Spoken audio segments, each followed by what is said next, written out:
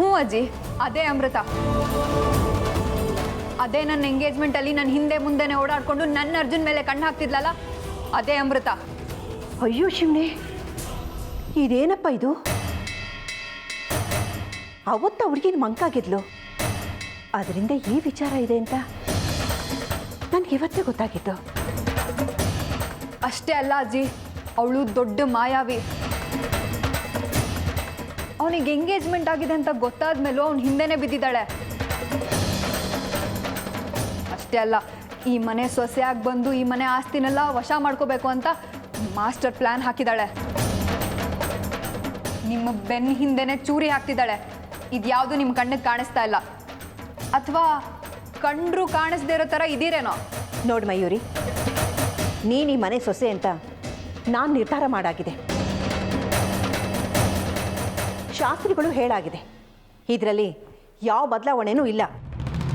ನೋಡು, ಅರ್ಜುನು ಯಾರನ್ನ ಇಷ್ಟಪಟ್ಟಿರಲಿ, ಅವಳು ಒಳ್ಳೆಯವಳೋ ಕೆಟ್ಟವಳೋ ನಮಗಿದ್ಯಾವುದು ಬೇಕಾಗಿಲ್ಲ. ಅದೆಲ್ಲ ಈಗ ಮುಗ್ದೋಗಿರೋ ವಿಚಾರ. ಅವನು ಬುದ್ಧಿ ಹೇಳಿ ಅವನ್ನ ನಿನ್ನ ದಾರಿಗೆ ತಂದಿಟ್ಕೊಳ್ಳೋದು ನಿನ್ನ ಜಾಬ್. ನಿಮ್ಮಿಬ್ಬರನ್ನ ಒಂದು ಮಾಡೋದು ನನ್ನ ಜವಾಬ್ದಾರಿ. ಒಟ್ಟಿನಲ್ಲಿ ಅರ್ಜುನ್ ಮಯೂರಿ ಮದುವೆನ ಯಾರಿಂದನೂ ನಿಲ್ಸೋಕ್ಕಾಗಲ್ಲ. ಇದಂತೂ ಶತಸಿದ್ಧ. ನೀನೇನು ಯೋಚನೆ ಮಾಡಬೇಡ, ನಿನ್ನ ಜೊತೆ ನಾನಿದ್ದೀನಿ.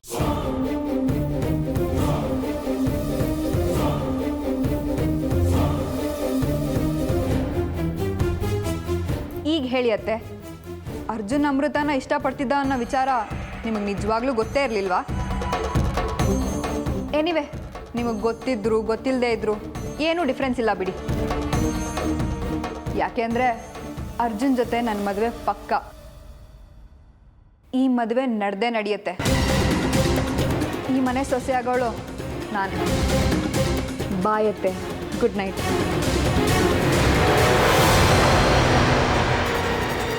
ನನಗೇನು ಹೇಳಬೇಕು ಅಂತ ಗೊತ್ತಾಗ್ತಾ ಇಲ್ಲ. ಆದರೆ ಸುತ್ತ ನಡೀತಾ ಇರೋ ಘಟನೆಗಳನ್ನ ನೋಡಿದ್ರೆ ನನ್ನ ಮಗ ಇಷ್ಟಪಡ್ತಾ ಇರೋ ಹುಡುಗಿ ಆ ಅಮೃತನೇ ಆಗಿದ್ರೆ ನನಗ್ಯಾಕೋ ಈ ಮನೆ ಸೊಸೆ ಆಗೋದಕ್ಕೆ ನಿನಗಿಂತ ಆ ಅಮೃತನೇ ಲಾಯಕ್ಕಾಗಿದ್ದಾಳೆ ಅಂತ ಅನಿಸ್ತಾ ಇದೆ. ಈಗ ಅನಿಸ್ತಾ ಇದೆ.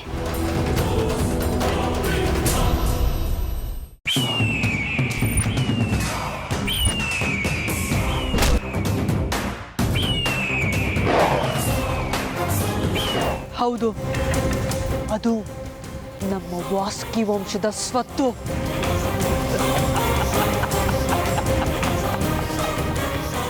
ಏನಂದ್ರೆ ಇನ್ನೊಂದ್ಸರಿ ಹೇಳಿ ನೋಡೋಣ. ಒಂದು ಸಾರಿ ಏನು, 1000 ಸತಿ ಹೇಳ್ತೀನಿ. ನಾಗಮಣಿ ವಾಸುಕಿ ವಂಶದ ಸ್ವತ್ತು. ಅದನ್ನ ಪಡ್ಕೋತೀನಿ. ಏಯ್, ನಾಗಮಣಿ ಯಾವತ್ತಿದ್ರು ಈ ತಕ್ಷಕ ವಂಶದವರ ಸ್ವತ್ತು. ಅದು ಯಾವುದೇ ಕಾರಣಕ್ಕೂ ನಿಮ್ಮ ವಂಶದವರ ಕೈವಶ ಆಗೋದಕ್ಕೆ ನಾನು ಅವಕಾಶ ಮಾಡಿಕೊಡೋದಿಲ್ಲ.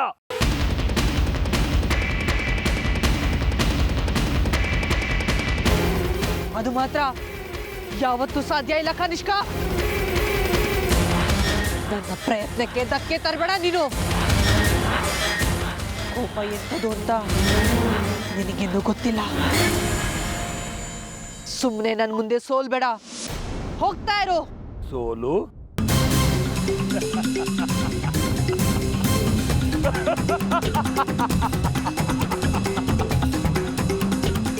ಈ ಕಾನಿಷ್ಕ ಎಕ್ಕಚ್ಚಿತ್ತು ಒಂದು ಹೆಣ್ಣಿಗೆ ಸೋಲೊಪ್ಕೋತಾನೆ ಅಂತ ಅನ್ಕೊಂಡ್ಯಾ? ಸಾಧ್ಯನೇ ಇಲ್ಲ. ಧಕ್ಕೆ ತರ್ತೀನಿ. ನಾಗಮಣಿನ ನಿನ್ನ ಕೈವಶ ಮಾಡ್ಕೊಳ್ಳೋ ಎಲ್ಲ ಪ್ರಯತ್ನಕ್ಕೂ ಧಕ್ಕೆ ತರ್ತೀನಿ. ಅದಕ್ಕೋಸ್ಕರನೇ ನಾನು ಈ ಭೂಮಿಗೆ ಬಂದಿರೋದು. ನೆನಪಿರ್ಲಿ. ನೋಡೇ ಬಿಡೋಣ. ಎಕ್ಕಶ್ಚಿತ್ ಹೆಣ್ಣು ಅಂದ್ಯಲ್ಲ, ಈ ಹೆಣ್ಣು ನಿನ್ನ ಹೇಗ್ ಸೋಲಿಸ್ತಾಳೆ ನೋಡ್ತಾ ಇರು. ನಾಗಮಣಿ ನಮ್ಮ ಸ್ವತ್ತು. ಅದನ್ನ ಪಡ್ಕೋತೀನಿ.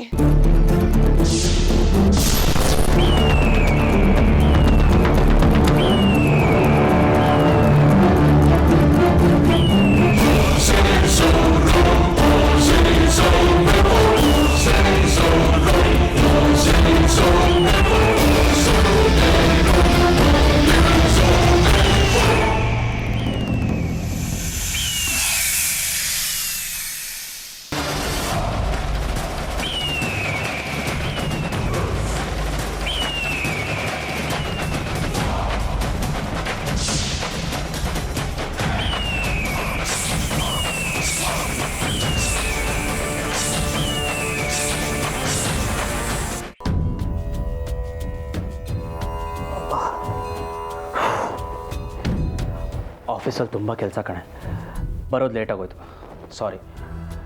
ಪರವಾಗಿಲ್ಲ ಬಿಡಿ. ಊಟ ಮಾಡಿದ್ಯಾ? ಅಮೃತ ಊಟ ಮಾಡಿಲ್ಲ. ಯಾಕೆ ಸರೋಜ, ನಿದ್ದೆ ಬರ್ತಾ ಇಲ್ವಾ? ಯಾಕೋ ಗೊತ್ತಿಲ್ಲ ರೀ, ನಿದ್ದೆನೇ ಬರ್ತಾ ಇಲ್ಲ. ಯಾಕೆ ಸರೋಜ, ಏನಾಯಿತು? ಅಲ್ಲ ರೀ, ತಂದೆ ತಾಯಿಯಾಗಿ ಆ ಕರ್ತವ್ಯನ ನಾವು ಸರಿಯಾಗಿ ನಿಭಾಯಿಸ್ತಿದ್ದೀವ ಅಂತ ಅನಿಸ್ತಾ ಇದೆ ನನಗೆ. ಯಾಕೆ ಹಾಗಂತ್ಯ ಸರೋಜ?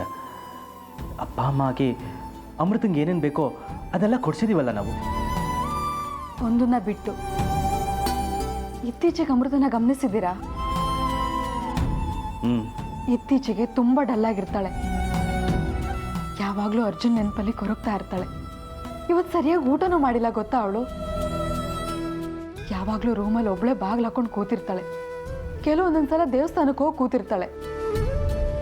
ಹೀಗೆ ಮುಂದುವರೆದ್ರೆ ಅವಳ ಗತಿ ಏನಾಗುತ್ತೋ ಅಂತ ನೆನೆಸ್ಕೊಂಡ್ರೆ ತುಂಬ ಭಯ ಆಗುತ್ತೆ ರೀ. ನಾನು ಅಬ್ಸರ್ವ್ ಮಾಡಿದ್ದೀನಿ ಸರೋಜ, ಆದರೆ ಪರಿಸ್ಥಿತಿ ಈಗ ಕೈ ಮೀರಿ ಹೋಗಿದೆ. ನಾವಾದರೂ ಈಗ ಏನು ಮಾಡೋಕ್ಕಾಗತ್ತೆ ಹೇಳು? ನಿಶ್ಚಿತಾರ್ಥನೂ ನಡೆದು ಹೋಯ್ತು. ಅದು ಮಯೂರಿ ತಂದೆ ತಾಯಿ ಸ್ಥಾನದಲ್ಲಿ ನಾವೇ ಖುದ್ದ ಕೂತು ನಿಶ್ಚಿತಾರ್ಥ ನಡೆಸ್ಕೊಟ್ಟಿದ್ದೀವಿ.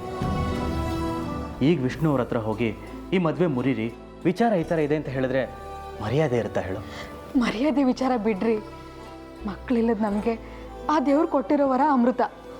ಅವಳು ಕೊರ್ಗಿ ಏನಾದರೂ ಮಾಡ್ಕೊಂಡ್ರೆ ಏನು ಮಾಡೋದು? ನಿನ್ನ ಮನಸ್ಥಿತಿ ನಂಗೆ ಅರ್ಥ ಆಗ್ತಿದೆ ಸರೋಜ, ಆದರೆ ಈಗ ಏನು ಮಾಡೋದು ಹೇಳು?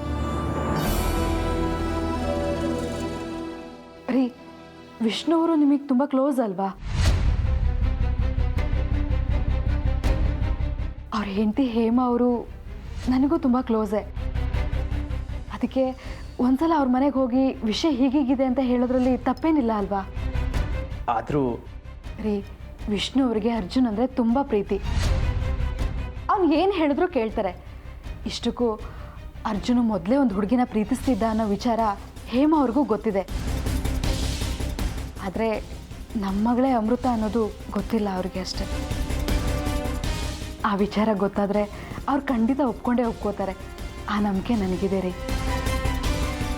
ಅವ್ರ ಮಗನ ಆಸೆ ಈಡೇರ್ಸೋಕ್ಕೋಸ್ಕರ ಆದರೂ ಅವ್ರ ಮನಸ್ಸು ಬದಲಾಯಿಸ್ತಾರೆ. ಒಂದ್ಸಲ ಹೋಗಿ ಪ್ರಯತ್ನ ಪಡೋದ್ರಲ್ಲಿ ತಪ್ಪೇನಿಲ್ಲ ಅಲ್ವಾ? ಹೌದು ಸರೋಜ, ನೀನು ಹೇಳಿದ್ರಲ್ಲೂ ಅರ್ಥ ಇದೆ. ಸರಿ, ನಾನು ವಿಷ್ಣು ಅವ್ರ ಹತ್ರ ಮಾತಾಡ್ತೀನಿ. ಆದರೆ ಈಗಲೇ ಬೇಡ. ಸಂದರ್ಭ ನೋಡಿಕೊಂಡು ನಾನು ವಿಷ್ಣು ಅವ್ರ ಹತ್ರ ಈ ವಿಷಯನ ಪ್ರಸ್ತಾಪ ಮಾಡ್ತೀನಿ. ದೇವರಿಚ್ಛೆ ಏನಿದೆಯೋ ನೋಡೋಣ. ಸರಿ, ಈಗ ನೆಮ್ಮದಿಯಾಗಿ ನಿದ್ದೆ ಮಾಡು. ನಾನು ಮಲ್ಕೋತೀನಿ. ಬೆಳಗ್ಗೆ ಆಫೀಸಿಗೆ ಬೇಗ ಹೋಗಬೇಕು. Good night. Good night.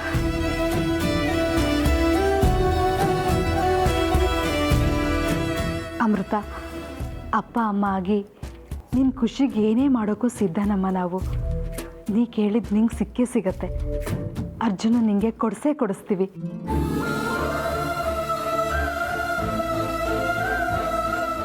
ಈ ಮನೆ ಹಿರಿಯಳಾಗಿ ನಾನು ನಿನಗೆ ಕೊಡ್ತಿರೋ ಮಾತಿದು.